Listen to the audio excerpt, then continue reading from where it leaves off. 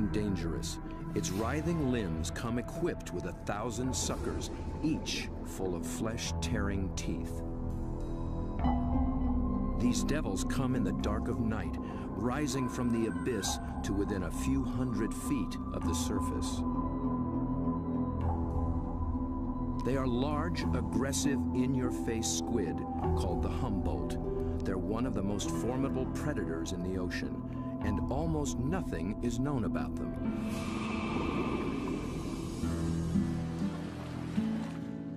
To cameraman Bob Cranston, the Humboldt have become an irresistible challenge.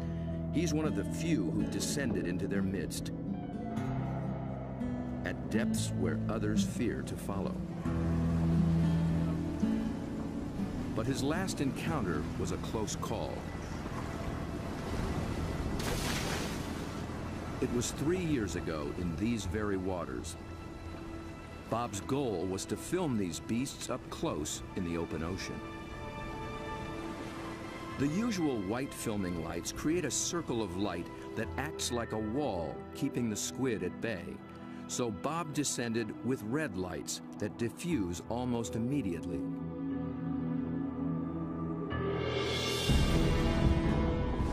Suddenly, the squid were too close. For an instant, it seemed they would tear him apart.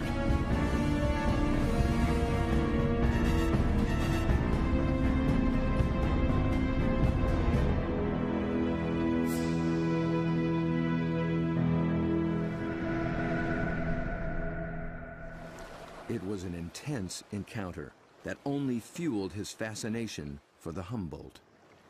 They came right for me with no fear. That got my adrenaline going. Suddenly, I was really interested in everything about these guys. I wanted to meet more of their kind. Squid and their relatives live in every ocean. Getting to know the family will take Bob on quite a journey. And if diving with red devils is anything to go by, he'll need the help of some top-notch guides.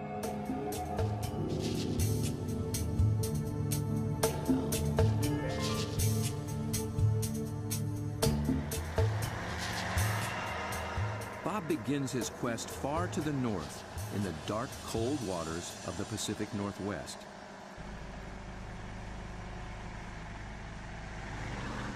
In the maze of bays and inlets along the coast of British Columbia, there dwells the giant of its kind, but it's secretive and very hard to find. Bob's asked Dr. Peter Ward for help. Peter is a paleontologist and an expert on the origins of this creature. He has decades of experience in these waters, and there's no substitute for local knowledge. So Bob, I got some maps of the underwater area we're going to go see tomorrow. Cool. And the nice thing about this, these are really high quality side scan sonars, and they give images in great detail. From these, we can pick out caves or dens, really, where the creatures that we seek can be found. Face to face with my camera. Whatever. Bob's been filming underwater for more than 30 years. He's one of the best at very difficult diving. It's a rebreather, a closed circuit rebreather.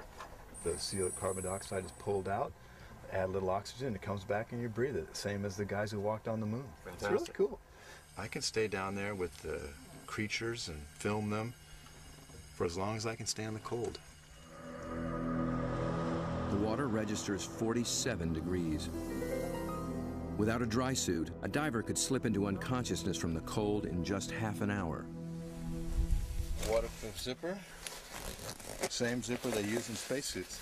Only in a spacesuit, I think they pressurize it. In this suit, you get vacuum packed. Get all these fancy lights. I think that one means low. Getting a little warm. Gotta get in the water soon.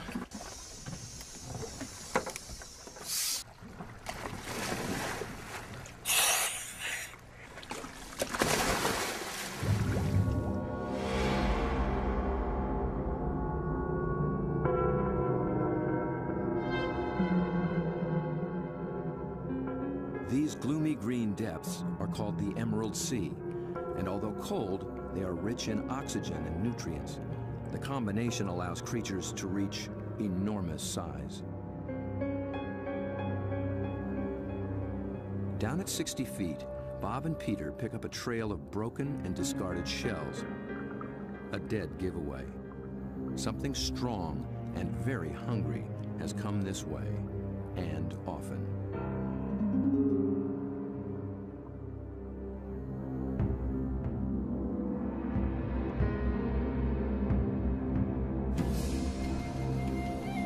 The crab should show more caution. It's up against a devious and determined predator.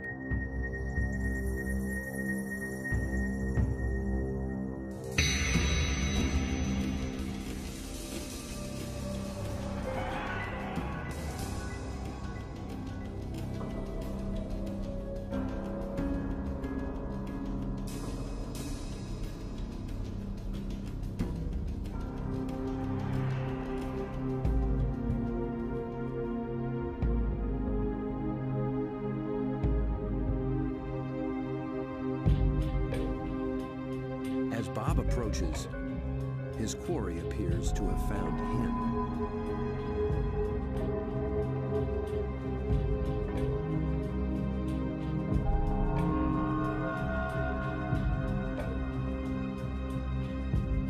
A giant Pacific octopus.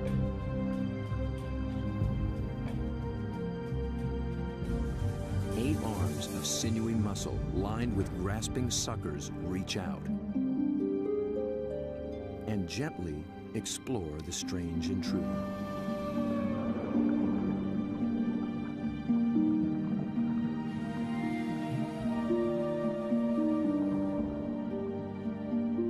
A giant can reach 20 feet from arm tip to arm tip and weigh in at 200 pounds. It's the largest octopus in the great clan called the cephalopods, the group that unites the octopus and squid. It's an ancient tribe, the first large predators in the sea. To this curious female, we're a brand new species.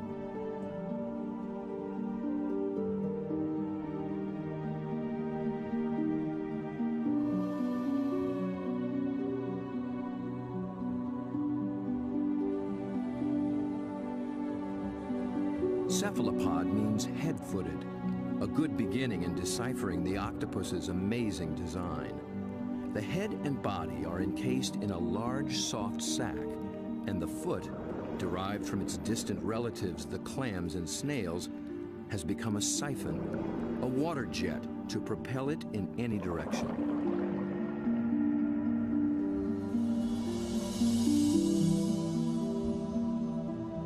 A long time ago, its ancestors were a shell, but the octopus has given that up.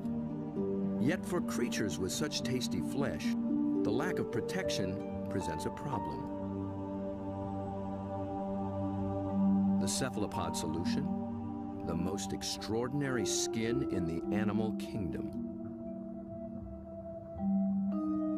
In an instant, it can change color, pattern, and texture. And with no bones to confine its shape, the creature can virtually disappear.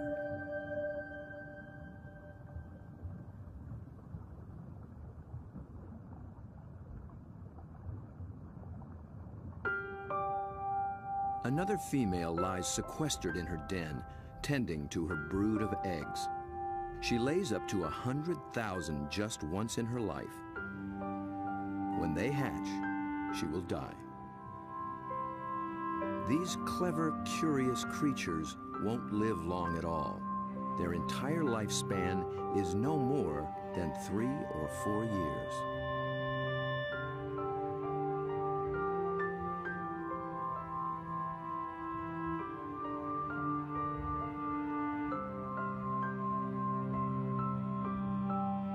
The transparent babies are no bigger than a grain of rice, but within a year, they'll be giants.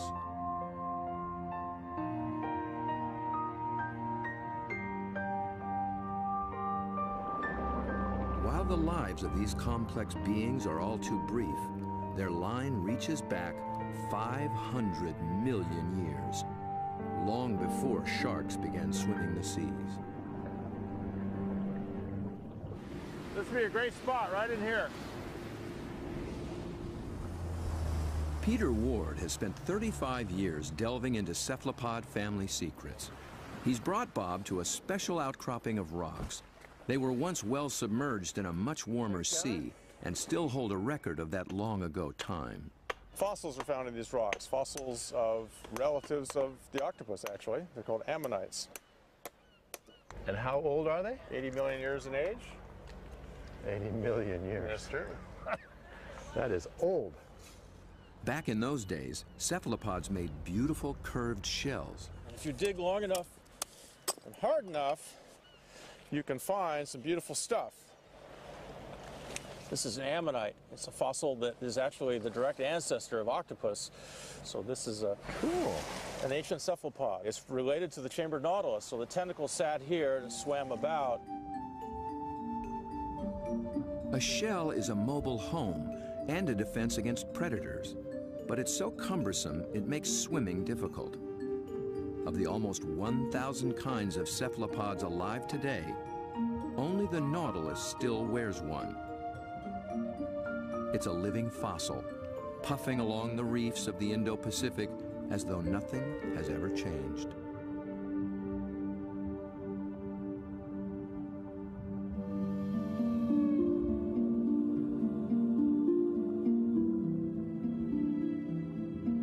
Bob returns for one last dive with the octopus.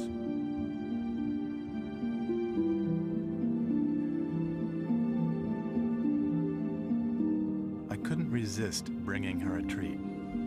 All cephalopods are carnivores, and they love crabs. This creature actually reached out to me. I could sense her interest, her intelligence. I could see it in her eyes. There's something about the eyes of these animals just draw human observers in, and especially with the octopus and the cuttlefish, they definitely make visual eye contact with you and maintain it. Dr. John Forsyth studies these creatures' amazing physiology and complex behaviors. And I've come in and played games with octopus where I'll duck down and they'll raise up and look at me, and then I'll raise up and they'll duck down, and this will just go on for 15 or 20 minutes. Like this guy, I can barely see him over there, but when I look up, see, he's coming up. Because I think they look for our eyes. I think they try to make contact with our eyes as well. And I think that's what draws us into watching these animals. Whereas a fish, sometimes I look at a fish and I'm not sure where it's looking. They just have these blank, cold stares. But with a cephalopod, it's really never like that. At the National Resource Center for Cephalopods in Galveston, Texas, John maintains quite a collection. There are several kinds of octopuses, a school of small squid, and another relative, the cuttlefish. For John, the eyes of a cephalopod are not just the windows to its soul. They tell you a lot about how the animal lives. The octopus has a rectangular pupil that captures light reflected off the sea floor.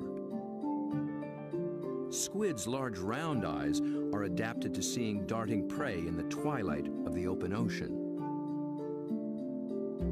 Cuttlefish dwell in both worlds, and their complex eyes can actually change shape to accommodate their travels.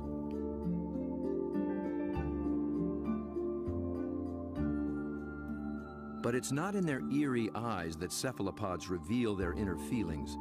It's in their remarkable skin. Millions of tiny sacs of pigment, called chromatophores, dot their skin, each controlled by minute muscles. With a little flexing, a cephalopod can flash with rippling bands of color.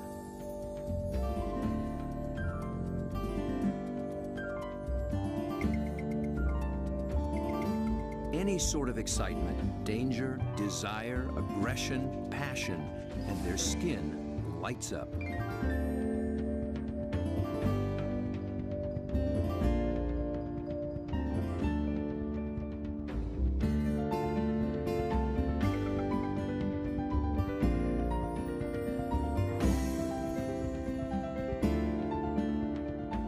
Creatures with no vocal abilities at all, this is the way they communicate, in a language of light and color.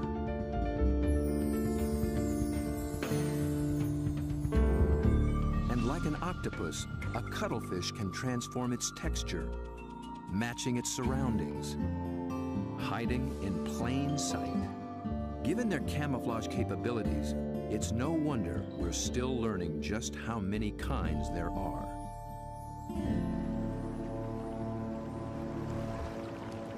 One of the hotspots for new discoveries is the narrow Lembah Strait off North Sulawesi in the island chain of Indonesia.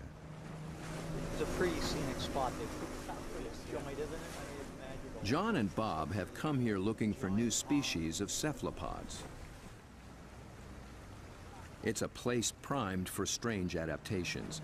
In the shallow, warm water, light and temperatures remain constant, but the channels, inlets, bays, and lagoons create many small, separate habitats, and that leads to high diversity.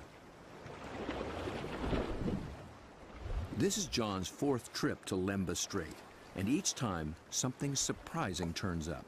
He's brought Bob to a spot called Ritaklari, which in local slang means the muck.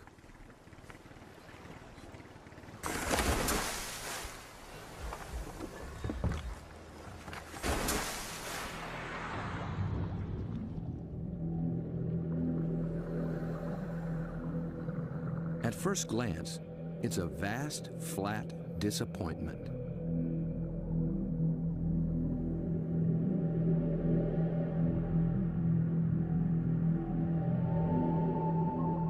But wait here quietly, and a lot of what looks like sand begins looking back.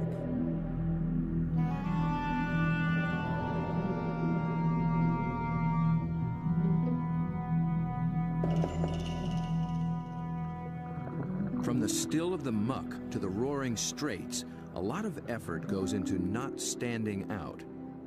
Drifting reeds are actually floating razorfish. And the end of a few branches turn into ornate ghost pipefish.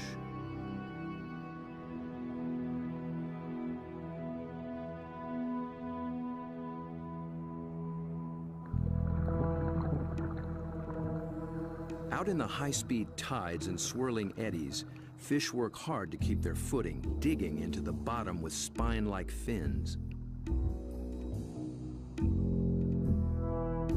But even creeping along on the seafloor, you still have to make a living.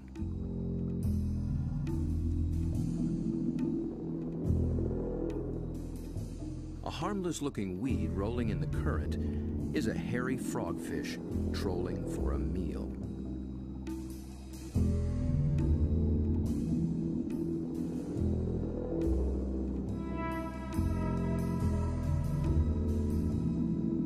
It comes equipped with its own strange lure.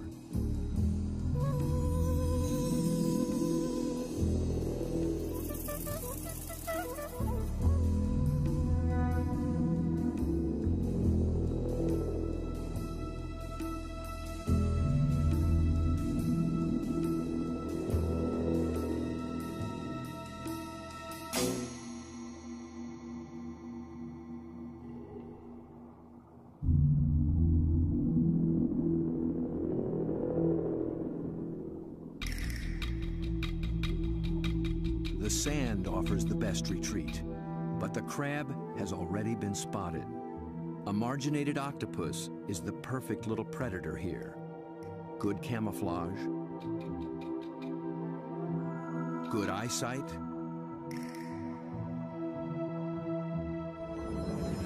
good grip.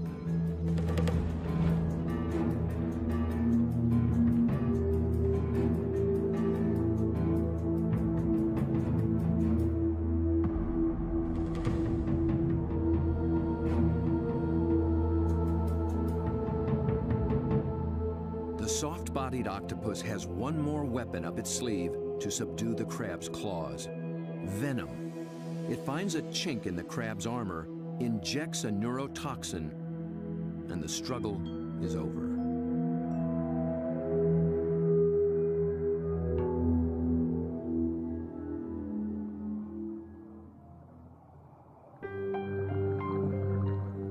In such an open setting, the trick for every creature is to find some place to hide.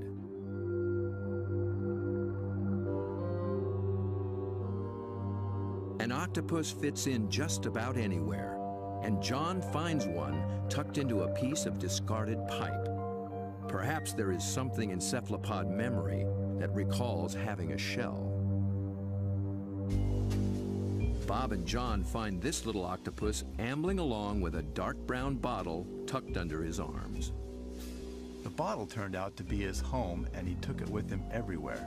So I thought I'd offer him a new fancy place and see if he's interested in trading spaces.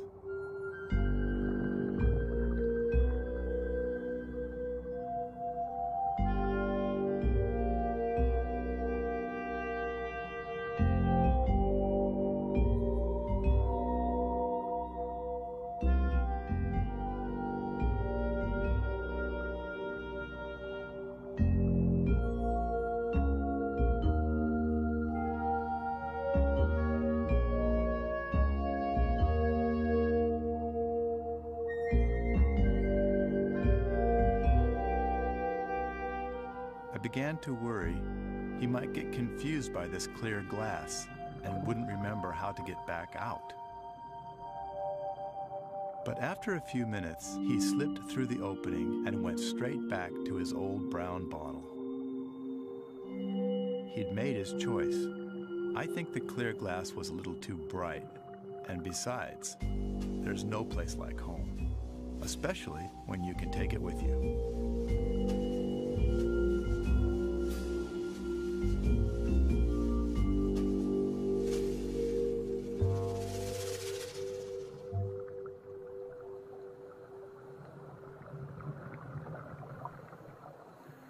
In the husks of old coconut shells, they find the pearl-like eggs of one of John's favorite creatures. It's a tiny cuttlefish that's seldom seen after it hatches. It remains so small and well camouflaged that it takes great practice to find it.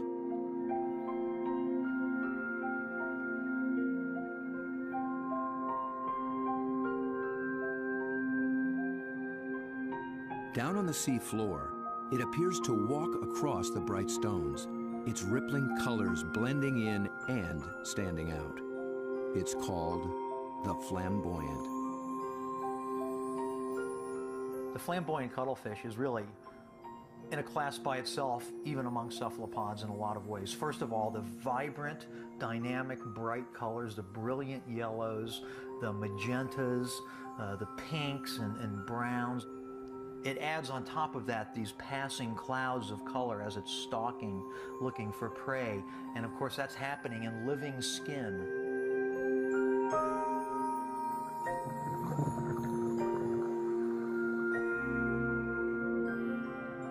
A lot of these animals are surprisingly bold. The flamboyant actually seems to like being under the lights. It begins hunting as soon as we start filming.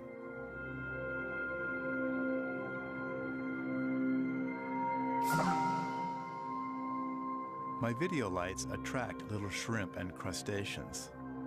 Perhaps the cuttlefish can even see better in the lights as well.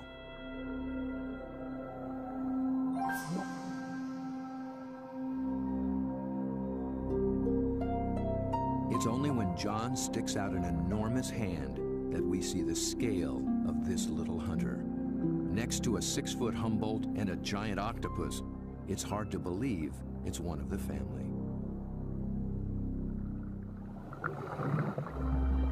Not far away, a small octopus has been eyeing the scene. John reaches out for a better look. Every time I touch one of these animals, I'm not gripping it or holding it. My intention is never to frighten the animal in any way. However, I am trying to keep it close to where I can get a good look, but at the same time, the animal knows at any moment it can get away if it wants to.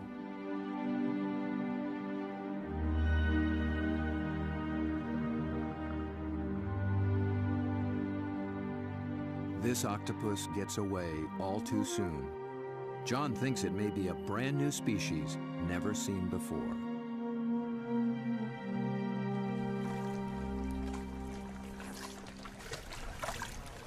I don't know, Bob. I'm not sure what that is, but it could be a new one. I think it could be a new species. I wasn't expecting to see that. It's not something you've seen before, huh? No, I'm not sure what that would be. It's a cool little critter. Oh, wild.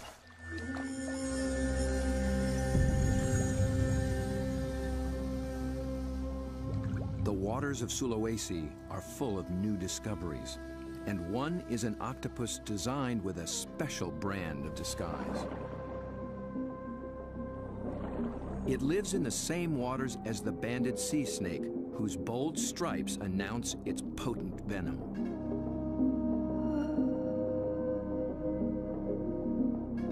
These are banded arms that can make the same impression. When disturbed, the octopus flashes and intensifies the stripes, becoming a sea serpent, coiled and deadly.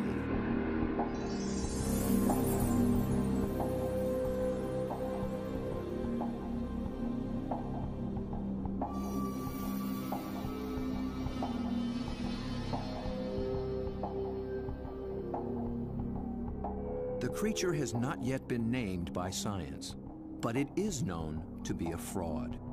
It's a shy nocturnal octopus, and unlike the snake, its venom is virtually harmless. Its stripes are simply a ruse to intimidate would-be predators.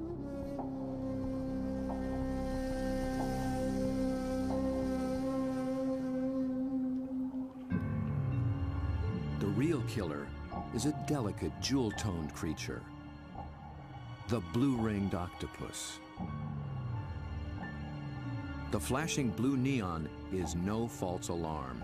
Its poison can immobilize every muscle in the human body. There is no antidote. But all it's really after is a crab.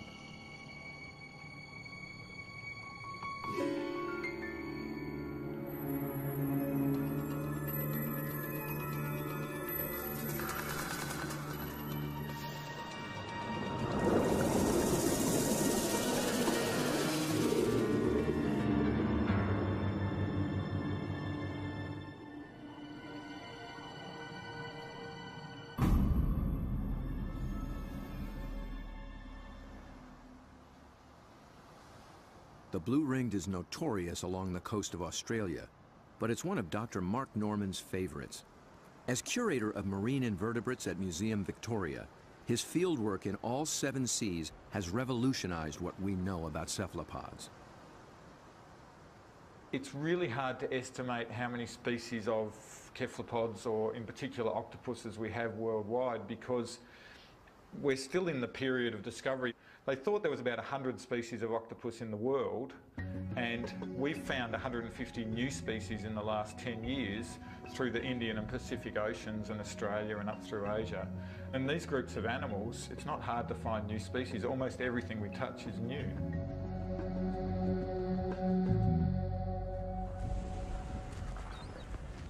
Bob wants to get close to the blue ring in the wild. So Mark, this is a shortcut to the beach? Yep, it's a great place to collect crabs. Through the graveyard, eh? Yep. So are these the bodies of the people who have been bitten by blue ring octopus? No, very few people have died from blue ring bites. He's more likely to have died choking to death on his calamari meal at the local pub. So this is where the crabs live? Yep, they hide up here at low tide under the rocks. As the guide to the blue ring, Mark starts Bob off with their prey. Lots of little crabs. Yeah. You need a nice juicy one. There you go. See the claws on that. That'll take your arm off. It's an ironback crab. You can appreciate why the octopus has to get rid of the crab's claws as quick as possible. Knock them out.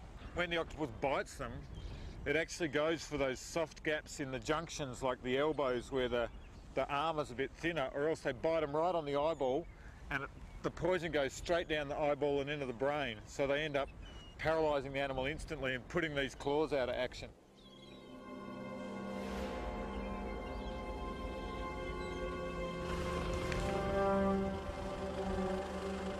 The dive begins after dark, when blue rings are most active. And it's not off some wild, remote beach. The deadly blue ring lives just beneath the town pier.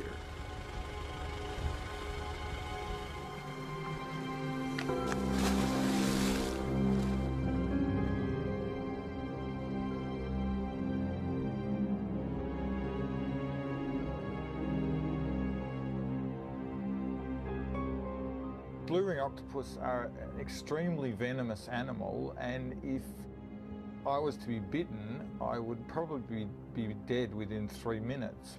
Your body would start stiffening up and you'd lose the capacity to breathe, you'd lose the capacity to wave or walk or run away, you'd run out of oxygen and you'd suffocate.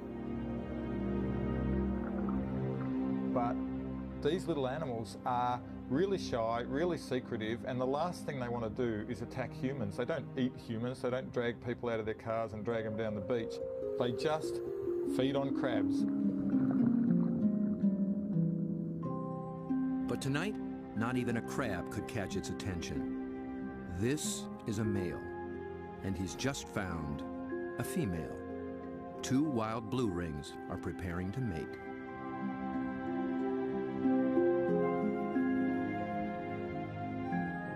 They keep their colors subdued to avoid attracting attention, especially from competing males. No flashing their electric blue. A temporary aquarium helps Bob film what happens next. After a few minutes of courtship, the male gently slips a special arm into the female's gill slit. He's depositing a packet of sperm, which she will use later to fertilize her eggs.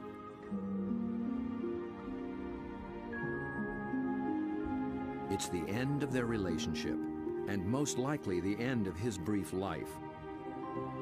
That was all he needed to accomplish.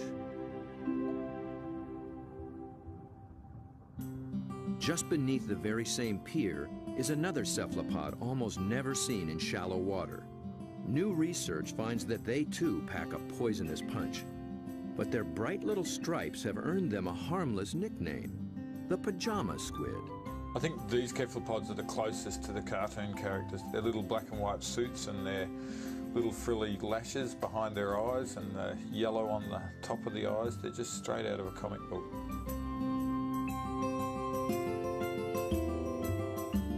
The pajama squid seem to have taken a cue from the blue rings.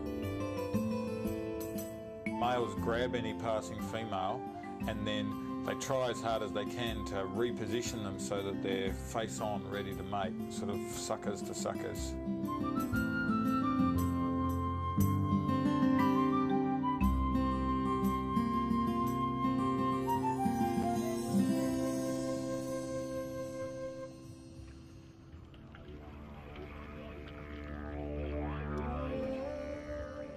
The mating season is also picking up off Australia's southwestern coast.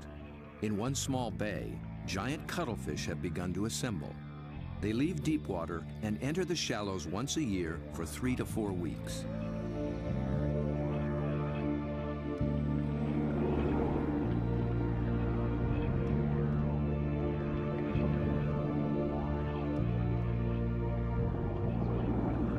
The males are 3 feet and massive, with 8 flowing arms and 1 all-consuming purpose.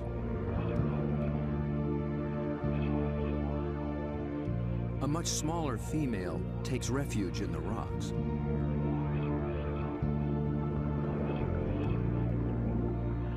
The males waste no time taking on their rivals. They flash and ripple with aggression.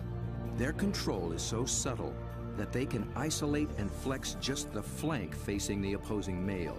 The other flank communicates a solid, dependable side to any nearby female.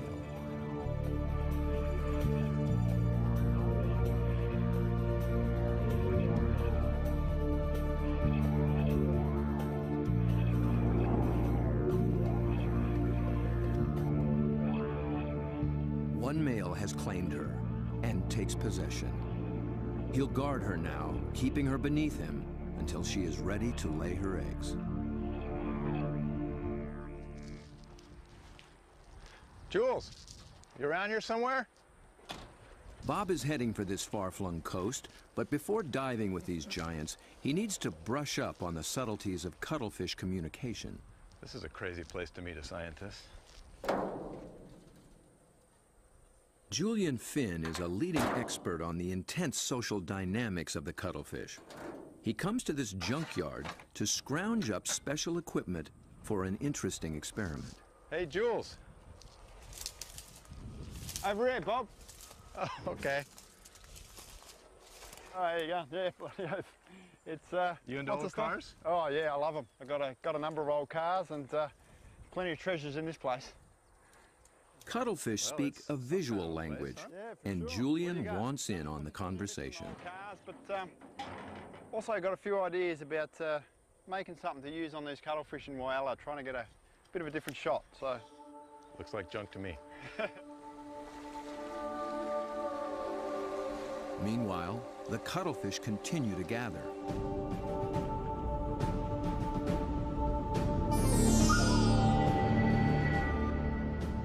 Their complex communication escalates into a kaleidoscope of colors. Opponents toss each other in the rolling tide, and things start getting rough.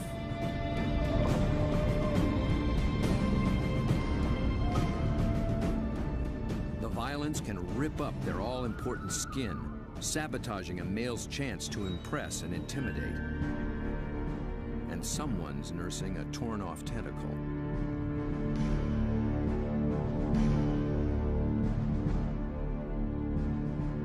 In a temporary standoff, a large male guards his female from two other heavyweights, while a little male, too small to take seriously, hovers on the sidelines.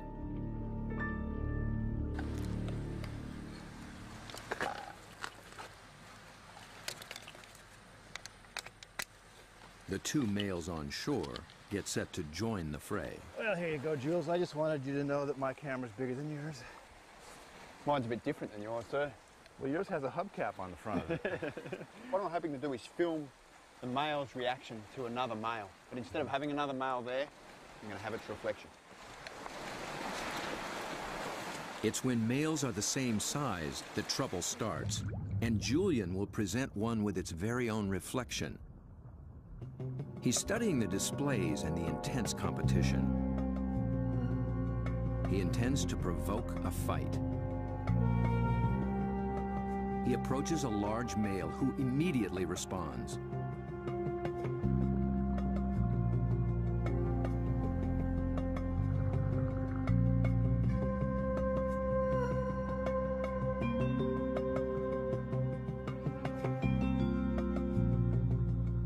The cuttlefish becomes increasingly absorbed with his own image, but instead of a conflict, the story takes a surprising turn.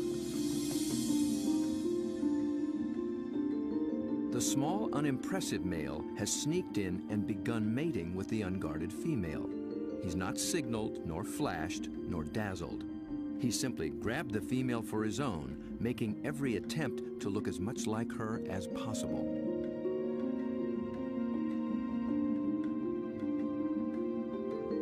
The aggressive male makes no headway with the mirror and finally moves off to resume his duties.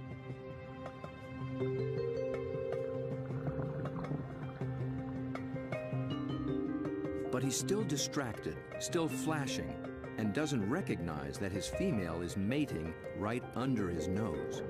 The little male looks so like another female, he doesn't see the threat.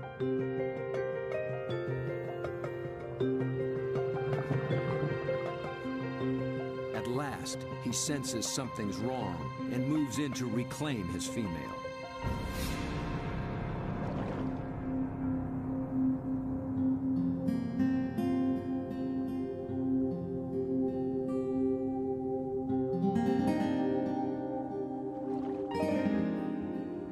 To re-establish their relationship, he presents her with the gift of a crab.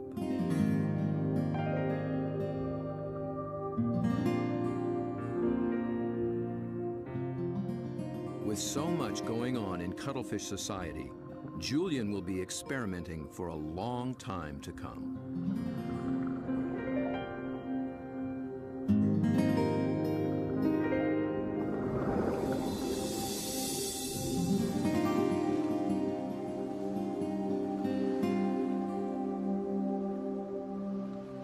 Julian's attempt to interact with the cuttlefish and crack their code has given Bob a daring but dangerous idea.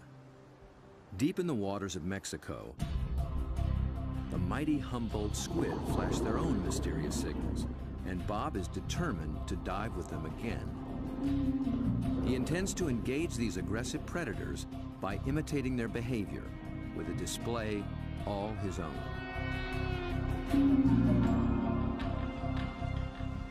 Mark Norman and Julian Finn think he's close to crazy.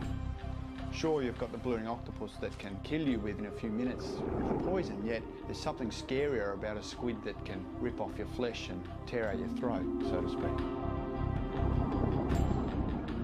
I think you'd be really sensible to work with shark cages with those animals, because the stories I've heard are these massive animals that will effectively skeletonise a cow in a minute because they're such voracious predators. Bob Cranston has no intention of taking this advice. His whole goal is to interact with these squid on their terms, in their world.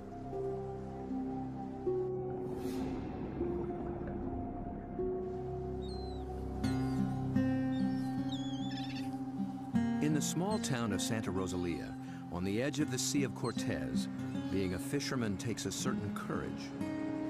Lose people, every other year somebody dies.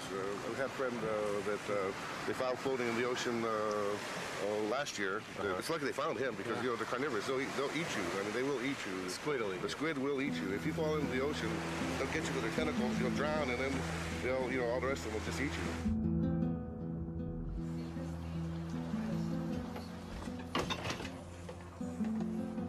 Despite their dread, these fishermen face the Humboldt on a nightly basis. Bob will need their help if he hopes to find when and where the squid are rising.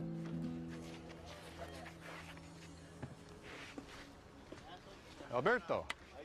When the Humboldt flash on and off, Bob intends to flash right back. Yo no sé.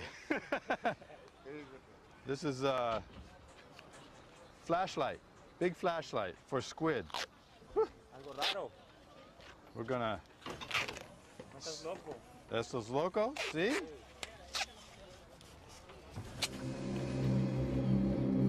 Bob knows perhaps better than anyone just what Humboldt are capable of.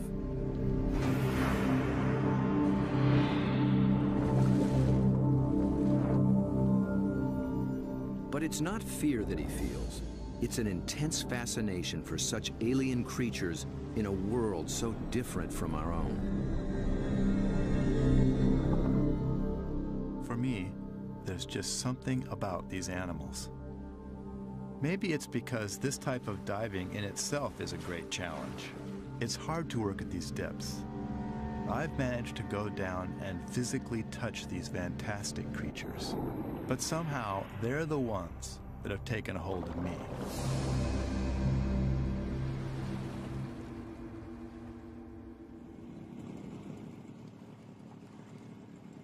He's 12 miles from shore.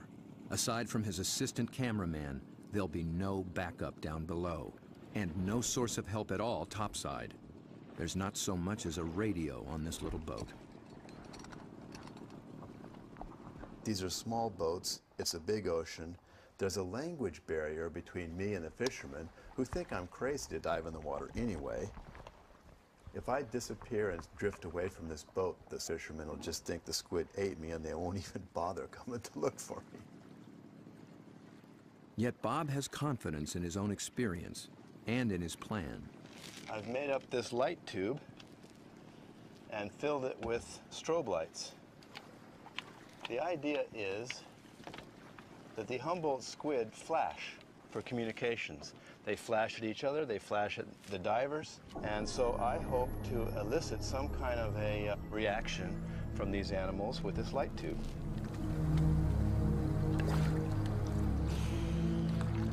Beneath the boat lies 1,000 feet of open water and sea monsters.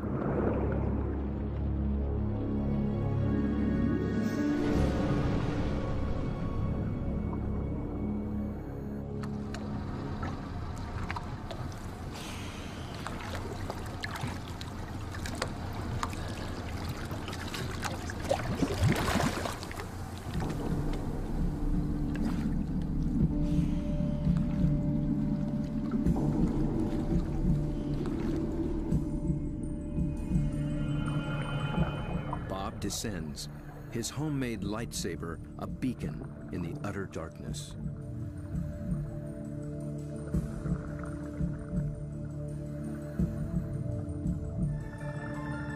Right away, there's a complete surprise. Mobile arrays. They're seldom seen in a school like this. Already the night has taken on unexpected possibilities.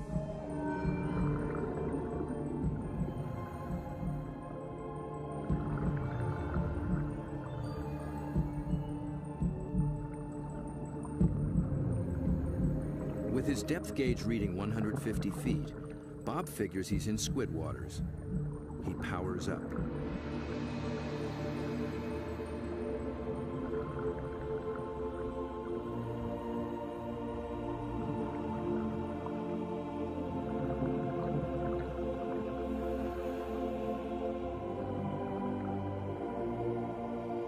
A giant swarm of pink krill mobs the lights.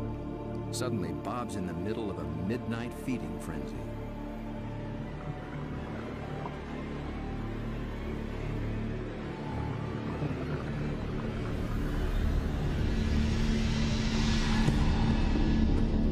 Then, rocketing up from below, Humboldt squid.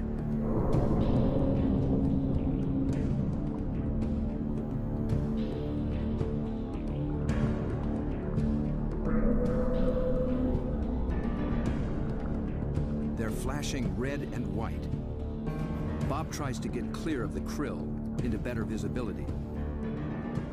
And he's caught the squid's attention.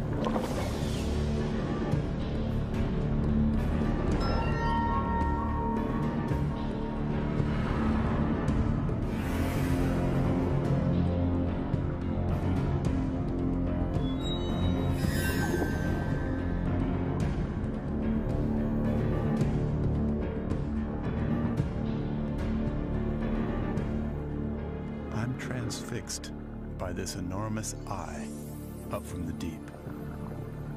I can sense this creature thinking, but I can't imagine what.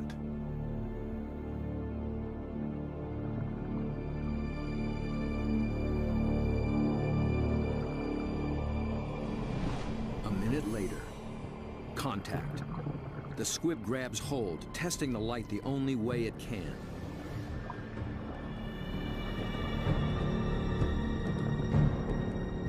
The feel of hard plastic must come as a surprise, and it circles me as though curious. Then, it comes back for more. This time, the aggression is gone. It just seems interested. Amazing.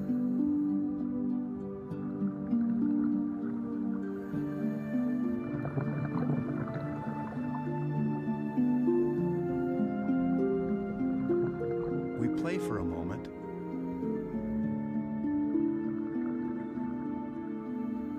Then suddenly, it's over.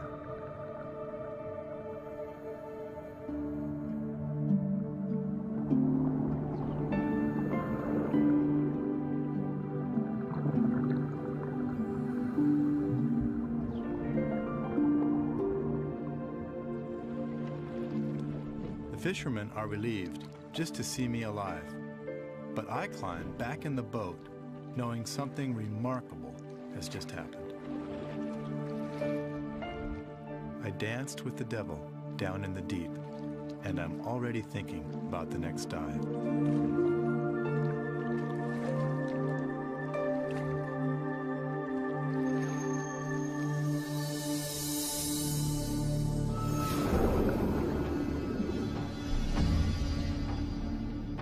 It's certain that Bob will return to dive again with the mysterious Humboldt, perhaps with a new strategy on how to make contact.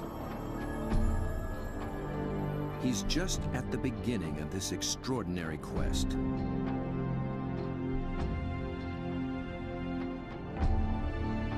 But who will he meet next time in the waters below? Friend or foe?